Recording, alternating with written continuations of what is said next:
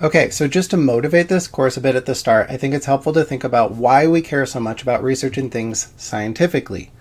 One of the main lessons that we humans have to learn over and over again is that our common sense and our intuition are often wrong. You yourself likely hold a lot of beliefs that aren't actually true. You're wrong about the world in some ways. But if we study things scientifically, we can often become less wrong. We can get closer to the truth, one incremental step at a time. It gives us a way to test beliefs or claims about the world to see if they're right. So for example, someone might have told you that when it comes to romantic partners, opposites attract. Maybe you can think of a memorable example or two where that was the case, so you came to believe it's true in general. But this topic has actually been studied quite a bit. And what if I told you the science actually tended to disagree? Data seems to show that overall, people tend to be more attracted to those who are similar to them in personality, in attitudes, and values, and so on. Or take another example. Many people believe it's better to release your anger than to bottle it up. So like when you're raging, take it out by punching a pillow, that sort of thing. But again, what if the truth doesn't align with this common belief? Research actually seems to suggest that this catharsis strategy often makes things worse, not better. And the times when it feels like it helped, because maybe you're less angry afterward, there's some evidence that that might just be from the time passing, not from the anger releasing behavior that you did. So just to give a simple example from some early research, imagine someone was mean and insulted you. They do this in like a laboratory study or something. People who pounded nails afterward to take out their anger actually ended up more critical of the person who insulted them. It made things worse. Or to take another example, not too long ago, people said there was an epidemic of low self-esteem and would actually institute a lot of attempts, like in school systems and stuff, to improve self-esteem in children to make their lives better. People believed, and many still believe this, that low self-esteem leads to psychological problems like depression, anxiety, alcoholism, and so on. Which kind of makes sense. If you dislike yourself, you might turn to drinking or be more depressed. But as with many claims that just make sense when you hear them, that doesn't mean they're actually true. In fact, tons of research has been done on self-esteem. And to give an example, according to one review article that analyzed piles of studies involving hundreds of thousands of participants, low self-esteem just isn't very correlated with poor mental health. And one more example that's even more counterintuitive. Sometimes things that seem incredibly obvious still turn out wrong, but the reasons might be kind of subtle or nuanced. Like, for example, the idea that the more independent eyewitnesses that unanimously identify a criminal suspect, like in a police lineup, the more likely it is the suspect is guilty. That claim just seems so stupidly obviously correct. Like, how could it not be true? But actually, that doesn't seem to be the case. To take an example, a study in 2016 used this police lineup method. They found that in realistic scenarios, once you get above 3 or so witnesses unanimously agreeing, even totally independent of each other, it starts to become less likely, not more likely, that the suspect is guilty. It's actually called the paradox of unanimity, and there are other examples of this outside of crime. But basically, people aren't perfect. Like, we know from decades of studying the problems of eyewitness testimony that people are not perfect at this. So the odds when you have a bunch of independent witnesses that none of them make a mistake is actually pretty low. Even if mistakes only happen 1 in 100 times, or even if mistakes only happen 1 in 1,000 times, that would still mean in a crowd of 20 witnesses, the odds are below 50% that everyone would agree unanimously. Basically, in any situation where humans are imperfect, like as eyewitnesses to a crime, a big group of unanimous witnesses is so unlikely, according to the laws of probability, that it's more likely the system is unreliable or there's some other problem. So, we've seen some examples here where our common sense or our intuition can be wrong, sometimes even for things that seem like they obviously must be true.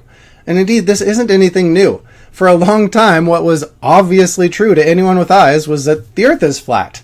I mean, just look around. There is no apparent curve even when you drive and drive and drive. It sure feels like you're just going straight. Basically, what happens is our brain takes our everyday experience and makes an interpretation out of it. A guess about how the world is that would explain what we've seen and experienced day to day. So you get a theory. In this case, we might call it a folk theory, meaning an informal, maybe even an implicit model of the world. It may not even be explicitly verbalized as a belief, but it's kind of the model that people understandably operate on based on their kind of day-to-day experience. So for a long time, people understandably operated on the belief, right, thousands of years ago, that the earth was flat, because that's your experience. That's your only experience when wandering around the savannah looking for your next meal. However, there is a different possibility here. Another possibility, another explanation that would also lead to these same day-to-day observations and experiences, that's that the world isn't flat. Like, maybe it's round, maybe even roughly spherical, but that it's so big that at the normal human scale, it appears flat to us. Like, imagine someone argues that's the case. Thousands of years ago, maybe they argued it for some kind of dumb reason, like a philosopher, an ancient Greek philosopher might think that spheres are more perfect of a geometric object than a flat circle. So they believe then that we must live on a sphere, because that would be perfect, right? Whatever the source of this alternative theory, it is indeed offering an account for what we see and experience. An account of the data that we already observe, right? What we observe daily. And thousands of years ago, it might not have been obvious which of these two theories is right, since they both explain the same kind of day-to-day data. Which brings me to one way that we might think about science. Science provides us a method, specifically a systematic and evidence-based and publicly shared method, for testing between competing explanations for phenomena. So if there are two or more ways to explain what we've seen, then what we want is to look back at those theories and see where they differ. Like, where do these two explanations for things differ? What kind of predictions would one theory make that differs from what the other theory would predict? For example, if the Earth is flat, then what is its shape? Is it a circle, a square, or is it infinite in all directions, right? If so, if it was infinite, you certainly couldn't go in a straight line and end up back at the same place. Even if it's finite in a square, same thing. You go in one direction, you'll never come back to the same place, right? So on a flat Earth, that wouldn't be possible. But if the Earth is spherical, you could go in a straight line and end up back at the same place. So these two theories make different predictions about what we would expect if we go out and test it in some systematic way, so we can systematically gather new evidence to see if we can rule one of those theories out. Ideally, then, we'd share our new observations and methodology with others kind of publicly so that they can repeat the test and find the same thing themselves. So in the case of flat versus spherical Earth, there are so many different observations we can make to distinguish between those competing explanations. Just for example, if you watch closely, a ship sailing away from you will start to disappear right as it gets further away, but the bottom of the ship disappears before the top of the ship. In fact, every sailor will agree on this once they start looking for it. So you got kind of a public agreement once everyone kind of runs the same test with their eyes. And likewise, distant mountains will come into view as you sail toward land, but the tops of those mountains come into view before the bottom does. And that is exactly what we'd predict from a spherical Earth. But it doesn't really make sense for a flat Earth, right? And there are tons of other ways to prove to yourself the Earth is round, not flat. And indeed, Eratosthenes was a Greek thinker who figured out a clever method more than 2,000 years ago, around 200 BCE, that let him even calculate the size of the sphere, like be so specific about how big it is. Back then, they were actually able to measure the distance between a couple cities, like on the same meridian, thanks to some professionals who professionally measured things. They measured distances by controlled pacing. So he came up with this idea to set up a vertical pole in each of these cities, measure the angle of the shadows right at noon on the summer solstice, knowing exactly how far those cities are apart from each other. And then using geometry, he could estimate the size of the entire Earth. And sure enough, we now know his calculations were actually within a couple percent of the real value, which is very impressive for someone out, 2,000 something years ago in ancient Greece. But the point is, we've often got to go out and collect new data. We've got to make new measurements and observations to distinguish between competing theories for our everyday experience or for the data we've observed in the past. I'll do one last historical example. Think about leeching. If you're not familiar, this medical practice started like thousands of years ago in ancient Egypt, but was also used in ancient Greece and China and other places, and later all the time in medieval Europe, the Islamic world. Basically, it's a form of bloodletting, using leeches to draw out blood. Now, why? Well, one ancient theory in medical philosophy was that the body had 4 humors, quote-unquote humors, that had to be in balance to function properly. So there were phlegm, black bile, yellow bile, and blood. So if someone was sick and say their skin was red, like with a fever or inflammation, this theory says, oh, they've got too much blood, and it'll be cured then by taking out the extra blood, like with leeches. Indeed, even as recently as the 1800s, it was incredibly common as a treatment for all sorts of things. The Manchester Royal Infirmary in England apparently was using 50,000 leeches a year back in 1831. So why did this treatment stick around so long, even though we now know that diseases don't come from an imbalance of humors, and that, say, polio isn't caused by an excess of blood, even though leeching was used for that condition for a long time? Well, one explanation for why that treatment stuck around so long is that the leechers were correct. The theory of humors is right, and leeching works for all sorts of things. And if someone points to all the dead bodies piled up where leeching didn't work, let me tell you, there were a lot of patients who didn't get better after the leeching, then the true believers might say that leeching still works, but in those cases, the disease was just too strong, right?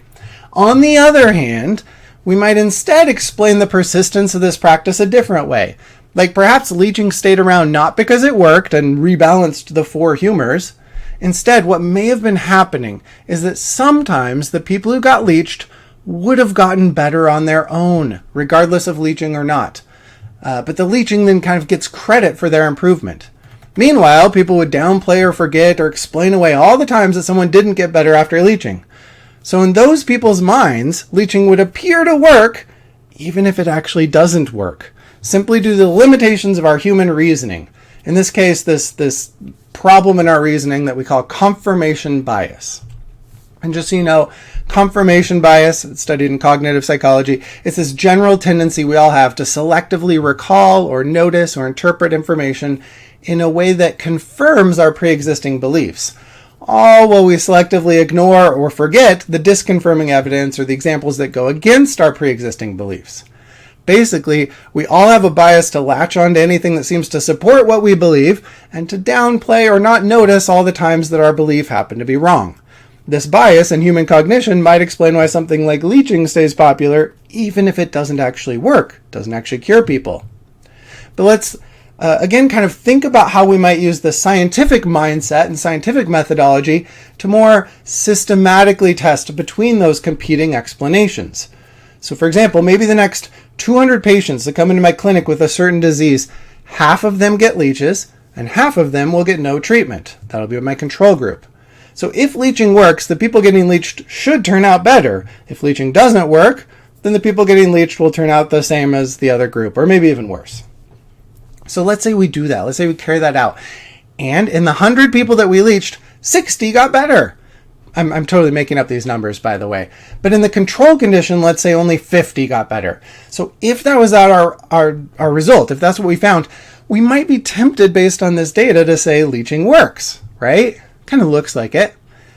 But before we go and accept explanation one, that leeching works, we might want to consider yet another explanation for our results. Why might we see this difference of 60 versus 50 getting better, even if leeching doesn't work? Well, an alternative explanation might be that leeches don't work, but patients think it will work, and that sense of hope leads to a placebo effect. Now, you're likely familiar with the idea, but a placebo effect is when patients have a positive response even to like a fake or inert treatment, like an empty pill labeled as medicine, or to a pretend surgery, or to sham acupuncture, or to dancing like a chicken, or whatever you've convinced them to expect will be helpful. So now we're back where we were before, with two alternative explanations that would explain our data. One possibility is leeching works, and that's why 60 improved in that condition compared to 50 in the other condition. The other possibility is that the difference in those conditions is due to the placebo effect. So now we need to think about the distinct predictions made by those two explanations and come up with a clever, systematic way to test between those competing explanations. So you're starting to see science is generally not a single study proving one theory right over another, but a long incremental process of continuously challenging our ideas and looking for alternative ways to explain what we've seen, and then collecting yet more data in a way that helps us get progressively closer to the reality of the situation and to rule out the ideas that don't hold up. So let's say our follow-up study might take the next 300 patients that come in with a particular disease, and 100 of them get leeches and are told it'll cure them. Maybe 100 now get a fake magic wand waved at them and told it will cure them, and 100 get some water with food coloring and told that will cure them. If we do that and look at the data afterward, maybe we see that 60 people got better in all 3 of those groups. If that's the case, then either leeching works, but so do fake magic wands and colored water and whatever else, or, more plausibly, it wasn't leeching that was helping people in the first place. It wasn't leeching that was helping people relative to the no treatment condition, the first control group, right? It was probably the placebo effect, their belief that they were getting a treatment and would improve. Anyway, these are just some silly oversimplified examples with made-up numbers, but it's to help you see kind of the basic logic of a lot of scientific methodology. As I said before, we use a method that's systematic, a method that is empirical, meaning collecting new data, and also it should be something that others can replicate and repeat to verify our results. So we usually also think of science as kind of public and publicly available as an enterprise. At the very least, sharing the results publicly. Now, as I mentioned before, we all hold some beliefs that end up being not true. And sometimes it can be hard to avoid developing false ideas about the world when we are constantly surrounded by people who hold beliefs without scientific scrutiny, without systematically testing alternative explanations, but who might appeal at a superficial level to the trappings of science. For example, many health-related supplements make claims that their product does something and pretend it's scientifically proven, when in fact they haven't done proper systematic tests at all. You'll see this all the time on podcasters like Joe Rogan or Andrew Huberman or whatever. Now, like another example, kind of historical example, Airborne, common product. For a long time they claimed on their packaging it would ward off colds and boost the immune system, things like that. In other words, that it would have an effect for your health. They said this was backed by science. But when you look into it, the only research study, and I'd put air quotes around study here, was a small 2-person project funded directly by Airborne and kept secret from the public because the evidence didn't really support their claims. Indeed, this led to a big class action lawsuit at the time, but for years this product sat on shelves and was sold all the time, claiming that science backed its health claims. Or Lumosity, you might have heard of, a so-called brain training platform that claimed its games help people perform better at cognitive tasks in general and will ward off dementia and things like that. But research actually showed that Lumosity and other brain training games largely just make people better at playing those games. Once again, class action lawsuit, but that means for many years people thought and paid for this thing that they thought was having some effect. In fact, when there wasn't any scientific support for that. Now, often things are even more problematic, like when a counselor maybe tells you about some made-up bullshit like grounding or earthing to touch bare ground and remove electromagnetic radiation to cure depression or restore good health. Things like this are often wrapped in vaguely scientific-sounding phrases like vibrations and energy, but usually totally misusing those terms and no actual scientific testing of the healing claims. Things like this we call pseudoscience, basically meaning fake science or fraudulent science. It's when something claims to be scientific or supported by science or uses sciencey sounding words, but the so-called evidence deviates completely from the genuine scientific methods we've talked about. In other words, a total failure to seek out and test alternative explanations using systematic empiricism. And sometimes it means claiming scientific evidence without sharing that publicly, kind of keeping it secret so others can, if it was public, check the work and confirm it. And in this case, they can't do that. So to give an example, a sort of historical example, people who claim psychic powers, like moving things with their mind. The most famous of this is probably Uri Geller, this guy who got famous in the 70s, claiming he had paranormal powers. He went on all sorts of TV shows, seen nationally. Everyone kind of believed this was real because you could see him making spoons and nails and keys and other metal things bend, allegedly just using his mind. He could bend metal. To viewers, it seemed really clear evidence right in front of their eyes. They could see it happening, that psychic powers are real. So it seemed very convincing. That is, until someone came up with an alternative explanation. So in this case, a stage magician and a skeptic named James Randi came along and showed how it could all be a trick, a magic trick, basically. Just for example, if a spoon had already been weakened at the point where it's usually easiest to bend, like imagine how you might have bent a spoon when scooping hard ice cream as a kid, do that over and over again. If you do that a bunch, then it can actually be really easy to make it bend with just the lightest of touches later. But also there's metal alloys that you can make to make trick spoons out of that'll bend into a different shape or the shape that it had before just by warming it up a tiny bit, whether you put it in warm water or just hold it in your fingers for a few moments.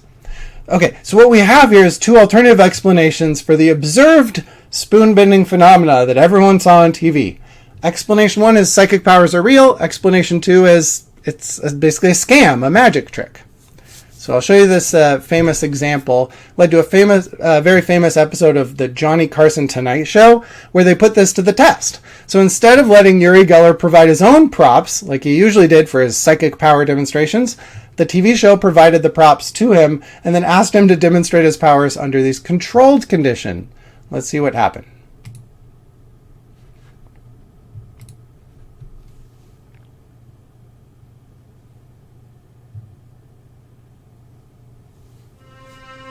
The subject was Uri Geller, a young Israeli who claimed to have supernatural powers. His remarkable affinity for metal and his psychic abilities are well documented all over the world. In the early 1970s, Geller became a superstar, the most famous psychic in the world. And then, of course, there was Mr. Geller's appearance on The Tonight Show. I got a call after they booked him to appear. Would you welcome, please, Uri Geller. Johnny had been a magician himself and was skeptical. I was asked to help prevent any trickery. Nice to see you. Thanks. We have only met... This scares me. This scares you? Well, we just got some things together here. And I told them to provide their own props and not to let Geller or his people anywhere near them. Also, one of our staff members did some drawings which have been sealed in an envelope, and I'd like you to take your own pace when you feel like you want to try anything. Right. Do you want to try that particular experiment first? When I'll feel for it. When Okay? you... Sure. We'll start eliminating the ones that do not have the water. All right, without touching them. He is really suspicious, you know. I'm having a hard time with you. Look, I don't mean to be, Uri. I really don't. Just keep looking. Okay, let me rest a little, all right? All right. You know, I'm surprised because before this program, your producer came and he read me at least 40 questions you're going to ask me. Well, I can ask you all kinds of questions if you'd like me to ask you questions. I have to have time. And,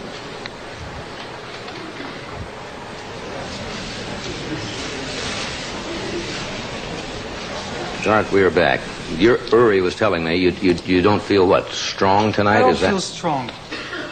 It's not all tonight. Right now I'm feeling being pressed and then I can't... Well, I'm not trying to press you. I really not. You're only telling me, well, will you try that or that or that? Well, I thought that was the idea of no, I'm not trying to put you down.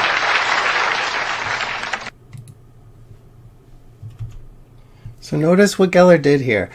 I'm not feeling strong, he says. Or these hucksters will often say that the energy is off, or they can't do it when a skeptic or non-believer is present because that throws off their magical mojo. Basically, negative evidence is ignored or hand-waved away such that even when you test it systematically using solid scientific procedures, negative results aren't counted as evidence against the theory. So one thing we'd say is that pseudoscience is often not falsifiable. What does that mean? Well, a falsifiable claim is one that could be potentially shown false. In other words, it's something that could be tested, and if the results come out negative, we'll say, nope, I no longer believe this. Now that doesn't mean that a falsifiable claim is false, just that if it's false, there's a way to demonstrate it. Like there's some sort of evidence that would make us change our mind about this thing. So to get a better idea what I mean here, think about the claim, all humans are immortal. Is this a falsifiable claim? Yeah, because we could have some evidence that would change our minds. Like a single person dying is enough to demonstrate the claim false. There's a type of evidence that would definitely make us reject this claim. On the other hand, a claim like all humans are mortal isn't really falsifiable, even though it might be true. It's not falsifiable because it's not something we can ever really rule out based on evidence. Like, think about it. Even if everyone has died so far, we don't know if there might be one person out there who isn't mortal, who's going to live forever. No piece of data would ever make us reject this claim that all humans are mortal, because we can't really be around to observe someone living forever, even if they live a very, very, very long time so far. So another thing to think about when considering scientific and scientific sounding claims, would the person you're talking to accept any evidence against their claim? Is it the kind of thing that can be tested and ruled out if the evidence goes against it? In science, we generally want our hypotheses to be falsifiable, where we change our mind and update our theories if given strong enough disconfirming evidence. I'll end with one more example of using what's basically the essence of the scientific method to test claims of psychic abilities. In this one, and again, forgive the old clip, we'll see more recent examples soon, a famous so-called gung fu master had performed psychic feats of telekinesis, like moving a pencil or moving the pages of a telephone book with his mind.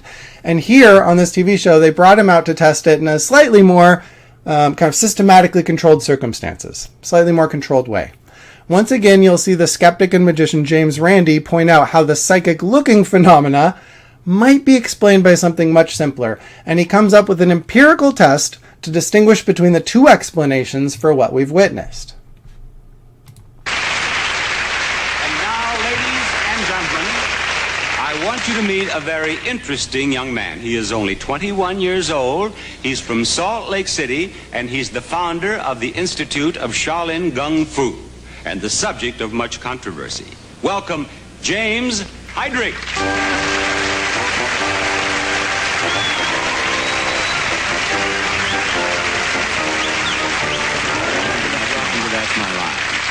All of us are very pleased, not just pleased, but excited to have you with us. Now, you claim to have psychic powers, don't you? Yes, I do. Is this something that you have discovered recently, or have you known of it since childhood? How did it all begin? Well, everyone's born with it. It's just a matter of development. How did you develop your psychic power? Well, through background and through training from an old Chinese master. What sort of training? Martial arts, gung fu, kung fu, and laws of nature.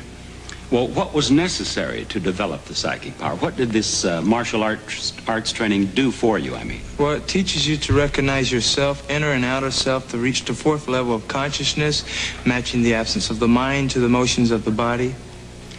And you say that we all have this power? Everyone has it. And each of us could develop it? Absolutely. Now, you are going to demonstrate this psychic power on That's My Line. Yes. What are you going to do, James? I'm going to move a pencil for you. With just psychic powers? Just psychic powers. Very well. Here's a pencil, James. Show us.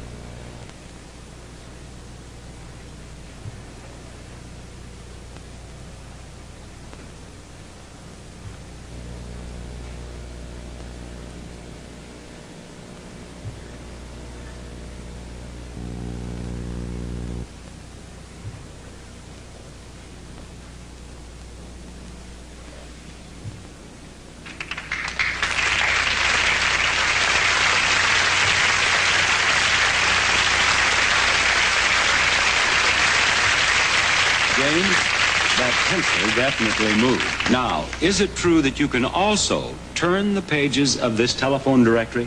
Yes, it is. And you will do that for us? I'll try. Should I take the pencil off the table? Yes. All right. There you are, James. You would like to open it to any page, or should you want me to do it? I'll be happy to.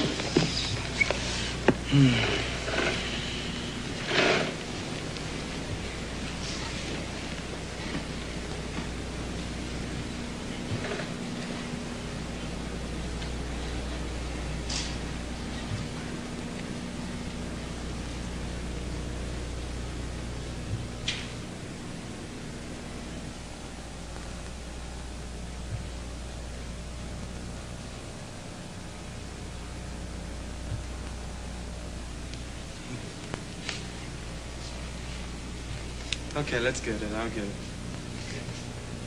Ready?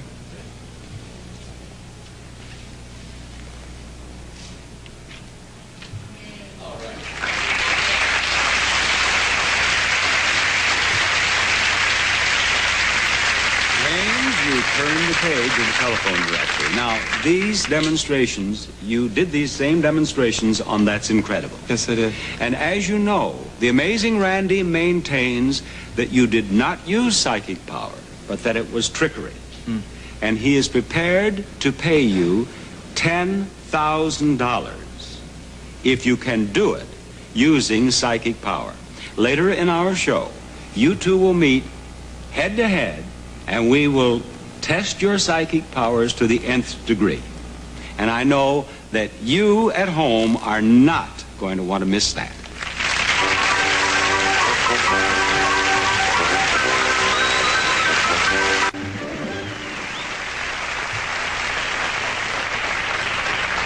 Once again, here is the man who claims to have psychic powers, James Heydrich.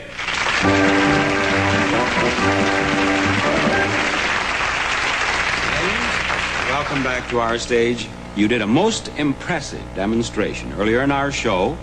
If you saw it, I'm sure you were impressed. If you did not, let me explain that James moved a pencil without touching it, and James turned the page of a telephone directory without touching it. And you claim to have done that with psychic power. Yes. Now, you're prepared to demonstrate your psychic powers again. You've warmed up. You're ready to go, are you, James? Very well. Let's welcome back a man who has made a name for himself as a master trickster and the author of Flim Flam, The Amazing Randy. Randy,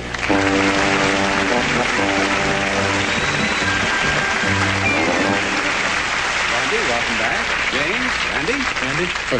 Now, you saw James' demonstration from backstage. Yes, I did. And do you accept that as a demonstration of psychic power, or do you believe that he used trickery?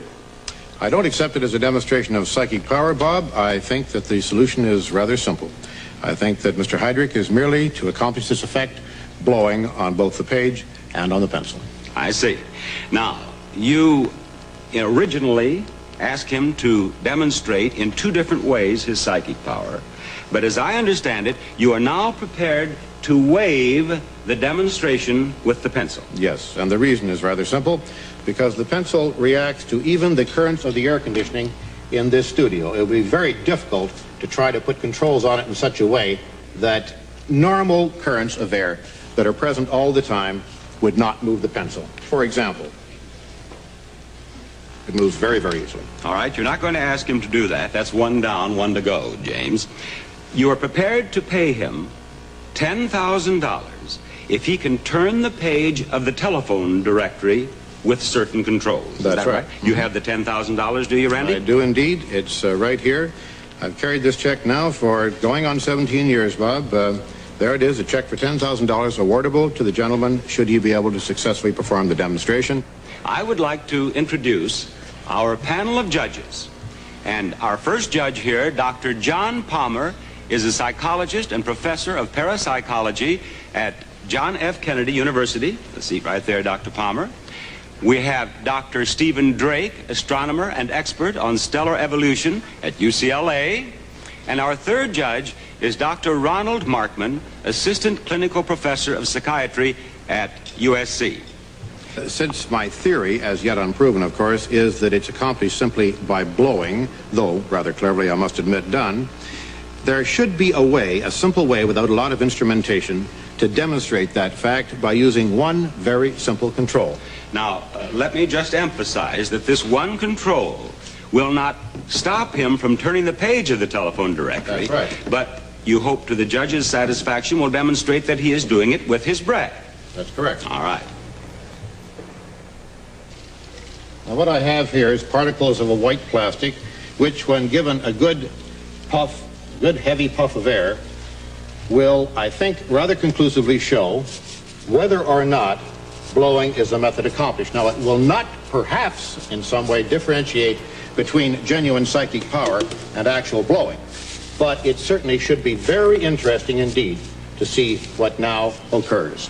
Well, do you maintain that if the page of the telephone directory turns, that we will see movement in the styrofoam as well? I think that it's pretty logical. We've experimented with it, Bob, and that's what we have determined in the experiments. Very well. Are you ready to proceed? I am indeed. Judges, you're ready? James? Ready?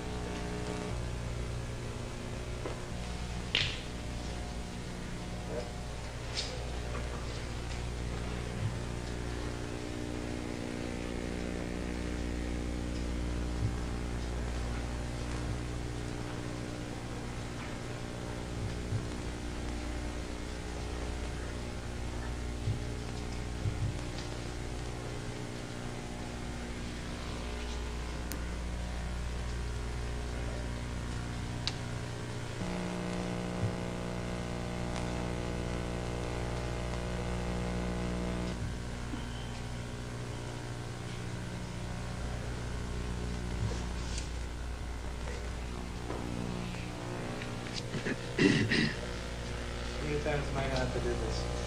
Once? This time. How many once more. pages? Just one page, once. This time and once more. Now, James, you had another question. Mm-hmm. What would you like to ask? Okay. The styrofoam and the lights form electricity which pulls the page. Look.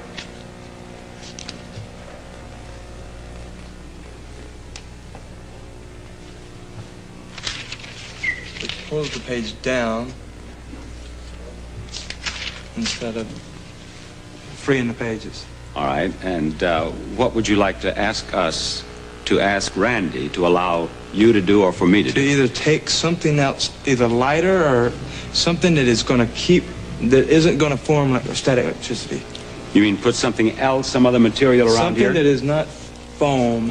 Foam causes static electricity, and the light is what heats it up. All right, Randy, is there anything else that you can put around the telephone directory? I've heard the question, but the question is not valid because it's making an assumption which is not true. The foam does not in any way create static electricity, and Mr. Heydrich, in demonstrating that the pages were clinging together, didn't demonstrate it to my satisfaction. I think we could perhaps ask the judges for their opinion on that. I am not a scientist, so I'm not qualified to declare on it. Judges? Whatever static electricity exists in the styrofoam would not really affect the movement of the page or the clinging of the pages together, in my opinion. I would add that if this is in fact psychic functioning, I don't really see why that would make a difference. Very well. Randy, would you allow me to turn perhaps half dozen pages and then put them back? Oh, yes, you may do that, please. James? I'll just lift up 1, 2. Lift them in a bunch, if you would, Bob. Just take about a quarter of an inch of them. All right, there, like that? That's fine. Gently, place them down gently so it doesn't disturb the foam. I know, I thought you the other way? Yeah, the other way. That's what I thought you meant. Would that Sure. be helpful to you? The static is going to still be here because of the foam. See, that's what I'm Well, it is the saying. opinion of the judges that there is not enough static formed by the foam to be a problem. So, under the conditions agreed upon, it would seem that now you should at least try with psychic power to turn the page of the telephone directory, James. Okay.